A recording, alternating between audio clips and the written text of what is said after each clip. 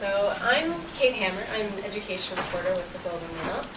I'm still nursing some battle scars from this past year. I think it was a really busy year for probably everyone in this room. And that's what brings us, I think, here today. Education Minister Ms. Sandals has introduced a piece of legislation that she's hopeful that our supporters would argue could help us avoid some of what played out last year after the Liberals introduced 115. Tensions, I think, hit a near, I think, the highest level they've been in certainly a decade between teachers and government. Yeah, absolutely. Oh, really? I'm sorry. Okay. So this piece of legislation is supposed to bring peace. I think that's why we have the title Labor Peace. We have a panel here today for very different points of views on perhaps what played out last year, and also going forward, maybe how this legislation might help smooth things out going forward. So just to my left, we have Faye, professional services consultant at the Ontario Principals Council. I think Faye will bring some really important perspective for us, because I know principals really felt cut out last year, and that was a big concern that school administrators didn't have a lot of input on the contract that ended up being imposed, and that's why actually now we have the discussion about Regulation 274 in part. Next to her we have Sam Hammond, very familiar face if you watch TV at all.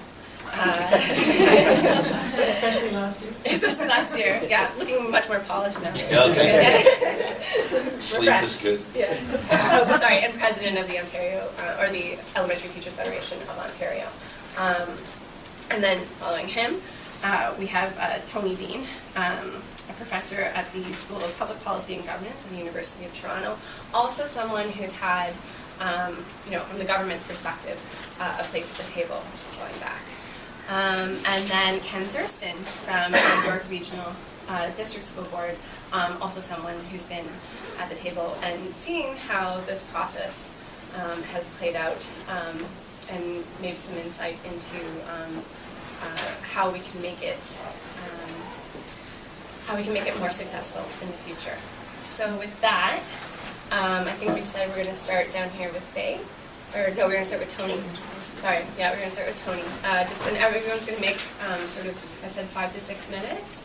And then at the end, I'll probably throw out a couple questions, and then we'll open up the floor for questions from the audience. Okay, thanks, Kate. It's a pleasure to be here. I'm a long-standing admirer of People for Education, and it's kind of a treat to be at this event today. It was hard not to reflect this morning on the way down here how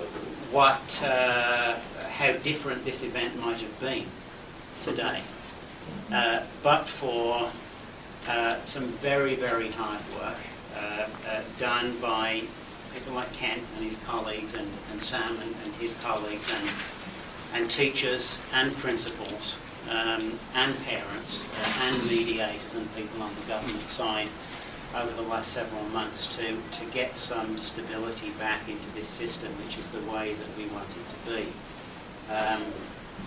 We have. I think it's important to start off by saying and recognising and acknowledging that we've collectively come through a very, very difficult year, the last 12 months. It's a year that nobody wants to see repeated. We don't want to go back there. And I think part of the discussion today is about how we look to the future, and how the proposed approach to the changes to the bargaining structure can change that. I had the privilege of kind of being, I suppose, parachuted in to talks right at the end of the last administration, the McGuinty administration, and then Kathleen Wynne asked me to get involved after her appointment as Premier. And as an outsider, it is really a privilege to look inside a system, particularly at a time of great difficulty, and to see how much commitment and how much gravity there is, and how hard people work on all sides to make it work. And as I said a few minutes ago, that really came to the fore at a time of a lot of difficulty. What I found when I walked into this was that people had stopped obviously talking to one another, and people had certainly stopped listening to them. And in any relationship, particularly as complex and important as this one, and with the clients who are at the end of it, who we're serving, kids, you just can't afford to let that happen. And we're at a point now where there is an opportunity to, and I think there has been re-engagement. The Premier Wynn's direction, Liz Sandal's appointment, the hard work that everybody's done has got us back to a good place.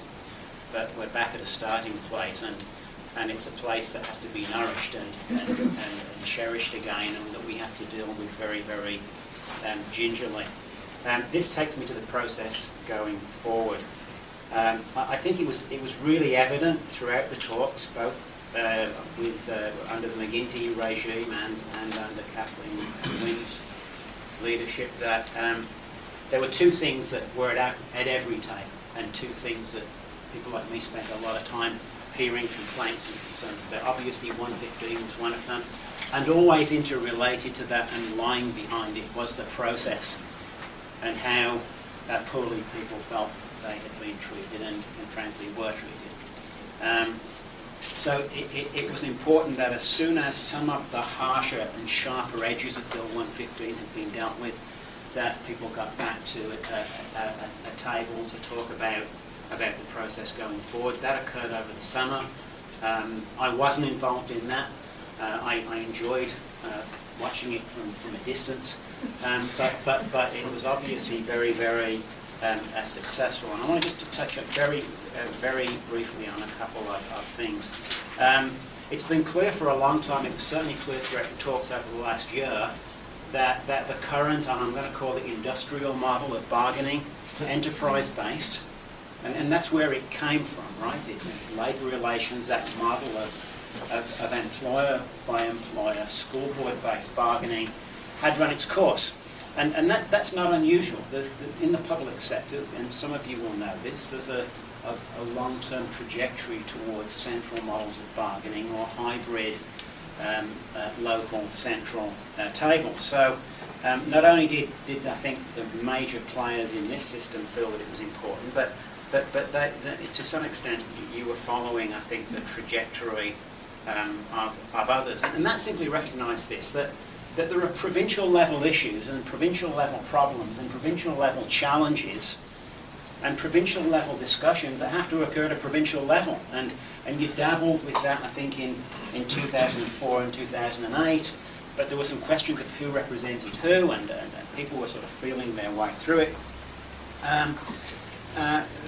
So what is proposed now, as best I understand it anyway, is that the goal of the new or proposed bargaining structure would see big compensation and benefit issues dealt with at central tables established for each panel. That obviously has some efficiencies associated with it. You're not doing everything times 72, which when you stand back and look at that is kind of a little bit weird, isn't it, from the outside. But there are some things that need to be done at local tables, and the legislation, I think, will be responsive to that. There'll still be local discussions on local issues, so the framework will be sensitive to regional, cultural, school board-based issues. What's new, the government will be formally at the table, rather than on the sidelines, intervening from the sidelines or second-guessing from the sidelines or going in over the top and doing things from the top. Very, very different. Overtly, the government as funder will be at the table. The issue of school board bargaining agency will be clarified, and I think one of the reasons that there's been difficulty getting to this step earlier is lack of clarity about who would represent the employer and trustees, and in that sense, school board associations will now be, I think, formally recognised in the legislation to cover off that, to get that clear. The third component will be three-way ratification. So any deals will require formal ratification by the government, by school boards, and by teachers' unions. Very important. It requires everybody's buy-in. Nobody can walk away having had some semi-formal involvement and go carp and complain about how everybody else screwed it up. And there's lots of that in collective bargaining, not just in this sector. It's kind of a bit endemic. So getting people to buy in is really, really important. Above all, my last point, and probably the most important a promise of this kind of nascent central local model is this, that there will be a formal ongoing structure formalised for dialogue at a provincial level about big issues that affect everybody in the system. We don't have that now. We haven't had it. We've flirted with it informally. It hasn't existed. Some of those issues are going to be tough. They're going to be very tough. They're going to be about compensation. They're going to be about 274. They're going to be about working conditions. They could be about class size. But you can't do that times 72 at local tables and hope somehow that it will drift up and somebody will condense it centrally.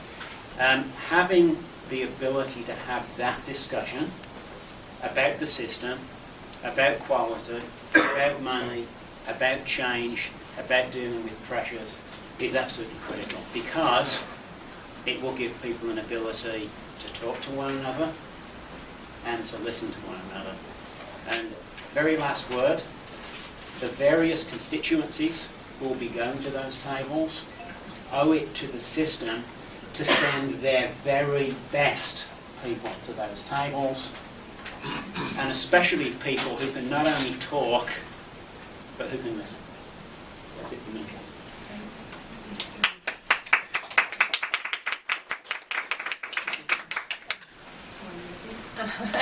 So I think we said Ken next.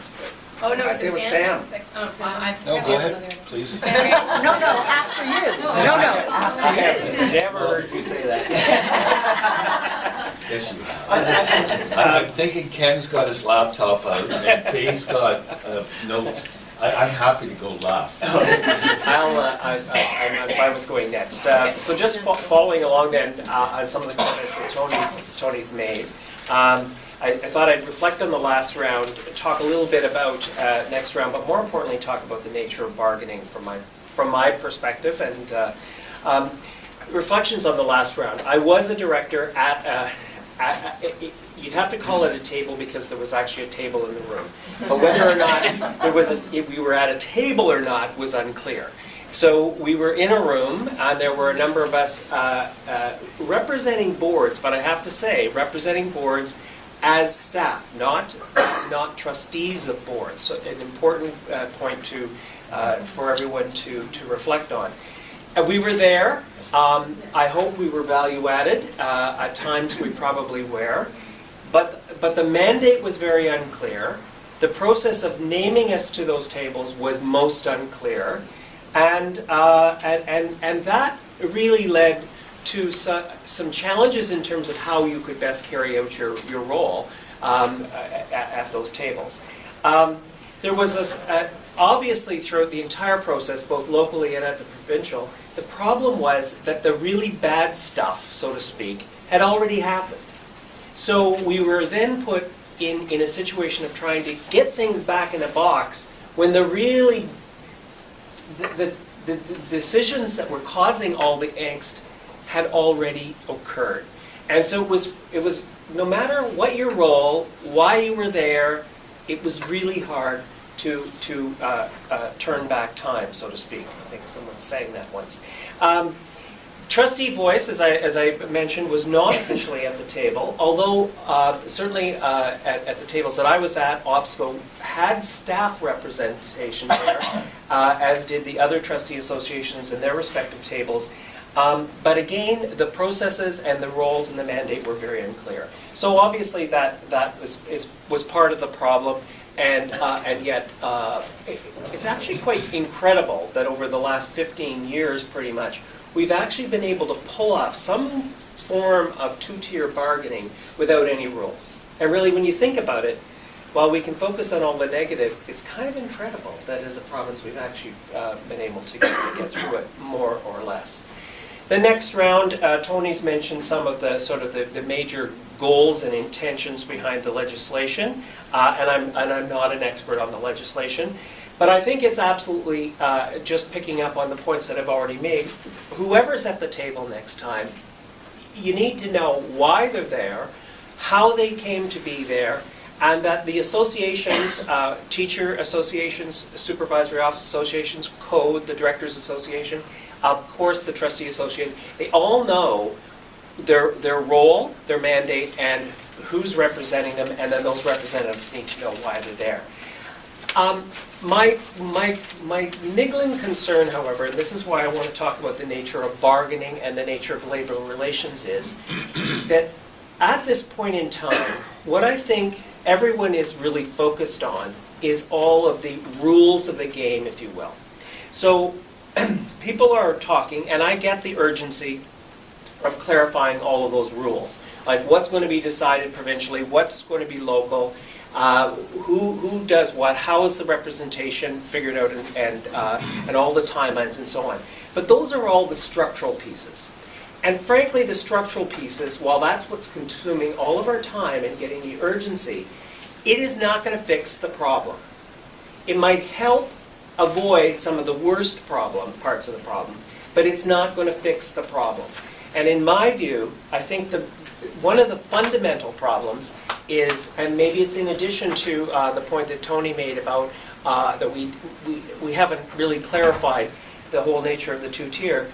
I think what's going to fix the problem is we're going to stop talking about negotiations and start talking about labor relations. And I use that distinction to say labor relations is something that is ongoing.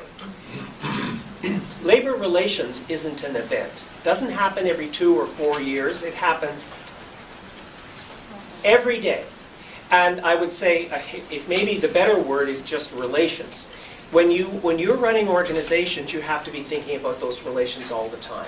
And too often, we focus solely on the event, the negotiation time period, and then all of the things that are tied to that. And I think, and this is more, this is more than semantics in my view, because if you get caught up on negotiations versus labor relations, you will not be thinking in a proactive mindset. You will not be building the kind of respectful relationships and common understanding that you need. And I reflect back on both local and provincial discussions last time. And here's a very good example. We were locked away in a room, and we were talking about positions. And whatever the issue was, and I can't frankly off the top of my head think of what the issue was, there were people in the room, labor relations experts in the room, and they were doing a tally of wins and losses. And there was one particular thing that clearly was a mutual gain. It was okay or better for teachers, it was okay or better for boards, and everybody agreed upon that. And I said, boy, that's terrific. And this person said, and this is a wonderful person, said, but it doesn't count. It doesn't count because it was good for everybody. I said, that should count more than anything else. That's what we should really be trying to do, is to find out those things that actually will work better for kids, teachers, boards, and the province. And yet there's a mindset that we have to work on. So yes, we need the legislation. Yes, we need all those structural pieces clarified. But we need to start talking about what is labor relations and what is the advantages of moving towards more positive mindset in that regard. And I don't hear, frankly, I'm not hearing much discussion on that front at this point in time. I believe that we go into it with a mindset that the union is trying to get us, that somehow they're trying to make things more difficult. And frankly, our response to that often puts them in a position where they in fact have to do exactly that. And that if we sort of turn this relationship piece around and we start talking about the mutual gains and how we can make this better for kids, better for teachers, and better for the system, and of course then better for our parents, all the better. But the message isn't just about how administrators or trustees and so on and the system needs to change. It's also about how the teacher unions need to change. Because, and they will. You listen to the voices, many of the voices within the teacher union, and they have some absolutely fantastic ideas about building teacher professionalism for the purpose of supporting student achievement and well-being. It's just that those voices get lost when the issue becomes the confrontational side of the equation. I was actually, my main topic was to talk about the impact on students and families. But I believe that when we think about that, improved working and learning environments will help your kids. It will help my grandchildren, will help all of us. It is better modeling for students. I worry about what our secondary students in particular, and yes, our elementary are watching it too, what they're learning by this confrontational approach. Absolutely. But I think it also is undermining the public confidence in public education. I don't think that. I kind of know it. And we have to all be at the table talking about both sides of this equation. You know, I talk about the fact that, okay, if our number one goal is student achievement and well-being, and our second one is the working and learning the working conditions for all of our staff. And their first goal is working conditions for all staff, and their second is student achievement and well-being. That's not too bad. If we've shared the top two goals, just maybe in the inverse order, I think that's a lot of common ground to work from. And I think that's where we can stress that. Enhanced professionalism, of course, is going to benefit our students. The more we get the unions to engage in that professional side of the equation.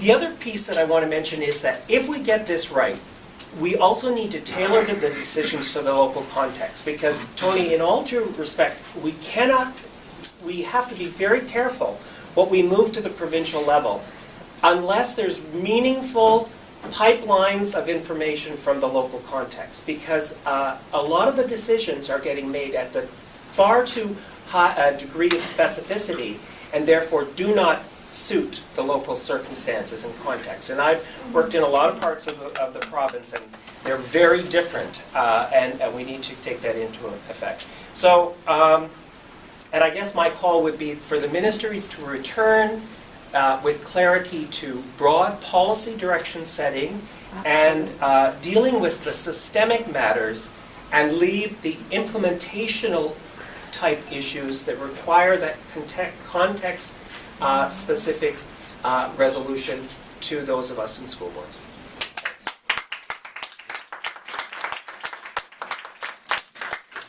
Thank you, Ken. Sam, with your permission, just because Ken kind of did dovetail into maybe some ways, I would love for you. A little bit? I would, a little bit, lightly, tiptoe. I would love for you to follow up. I'd be happy to. Let me start by thanking Annie Kidder and People for Education for the invitation to be here today with people on the panel that I have the greatest respect for, and to congratulate People for Education. I think, Annie, this is 17 years in terms of your conference. That's amazing.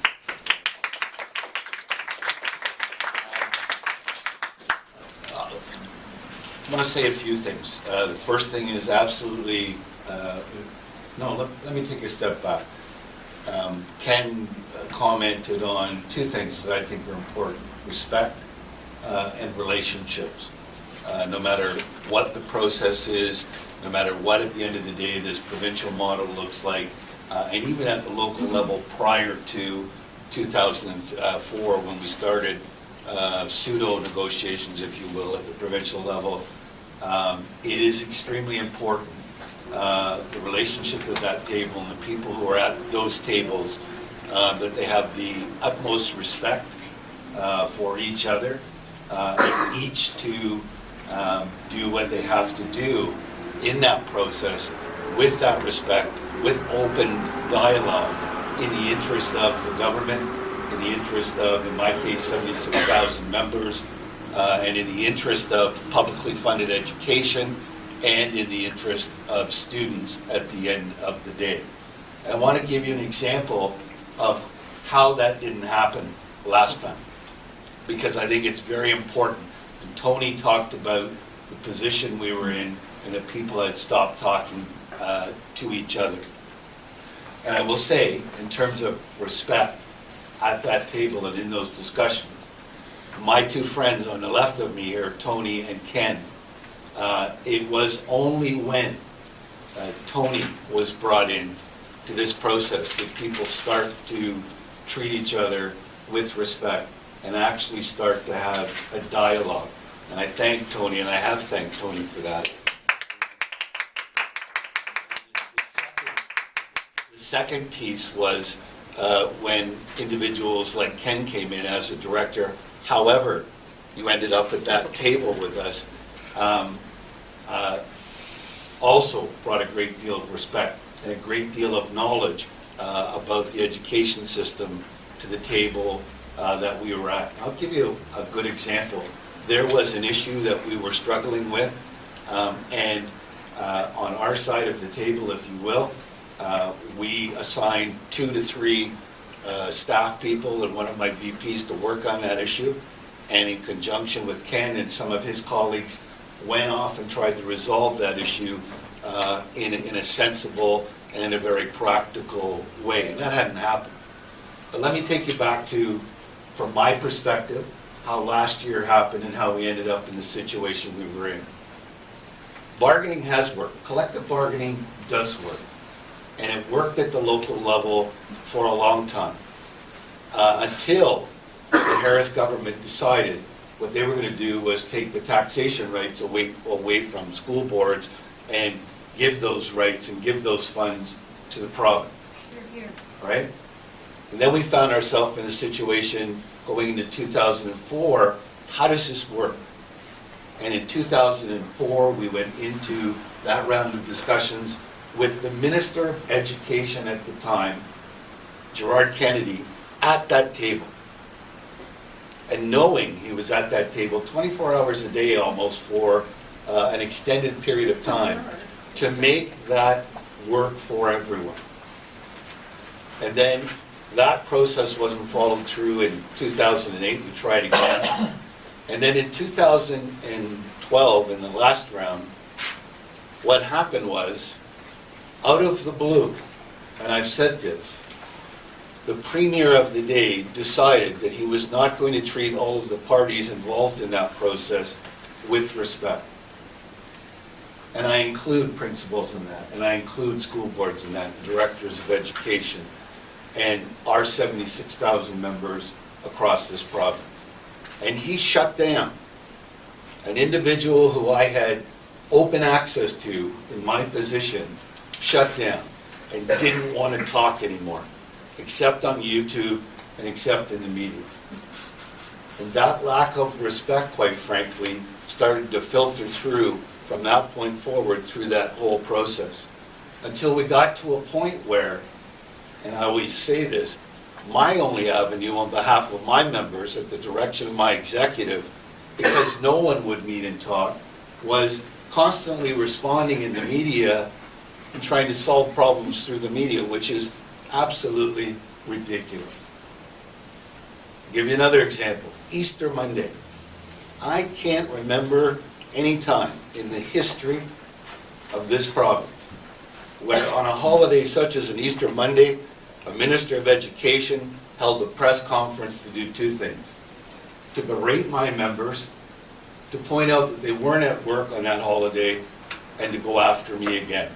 Not to solve the problem, not just me, but to go after my friends from other unions and our members, hard-working, dedicated members across this province. I want to give you an example of what happened to us. It might be a bad example, but I want you to think, if you have a mortgage with your bank,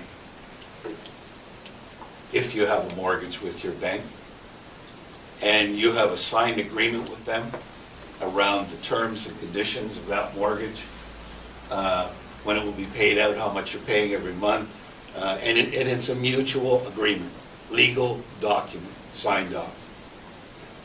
And you wake up one day and you turn on the TV and that bank is directly amending the terms and conditions of that agreement that you have with them around the mortgage to your house. They don't care what you think, they don't care what, how you want to see that problem solved. They're simply going to push ahead and they're going to make that happen. That's what happened with my members' collective agreements across this province. We had signed legal documents. Liked them, hate them, they were there. They were negotiated in good faith over decades. And each of the parties who negotiated that, as Tony said, in 99% of the cases, came to those terms through give and take in that negotiation process. And you take that a level higher in terms of the Charter of Rights and Freedoms in this country, in terms of what was agreed to.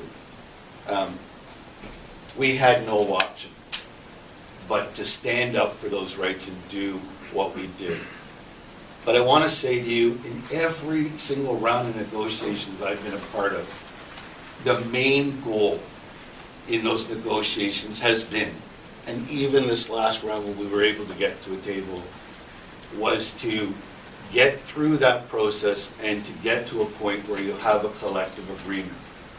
No one, not I, not my members, want to in any event have to do what we did last year for a number of different reasons. And I will say to you that the working conditions of our members and the members of OSSTF and OECTA and AFO and or CUPE, quite frankly, those working conditions are the conditions and the environment which students learn in. And we are well aware of that. And in all of those negotiations, although if I'm at the table representing ETFO, I have to, I'm obligated to represent my members and the interest of my members and the professionalism of my members and the future of my members and their families. But we also at the same time, believe it or not, in those negotiations, take into consideration how what we're bargaining for, or how in those discussions, how at the end of the day will this affect not only my members, but the students that we teach. So I will end there simply by saying we look forward to, in many ways, this new process or a structure at the provincial level. We have some concerns with it, and I'd be happy to talk about those as we go forward. But the time, the realization, and when Tony talked about unions have to change, in this regard, because of where the funding is, we need to look seriously at where we are doing that bargaining, and we need to make it work for everyone. And whoever is at that table at the provincial level, my hope is that outside of that structure, as Ken and Tony have talked about, that there is respect, that there is discussion, and that we can get through this without having to go through what we went through last year.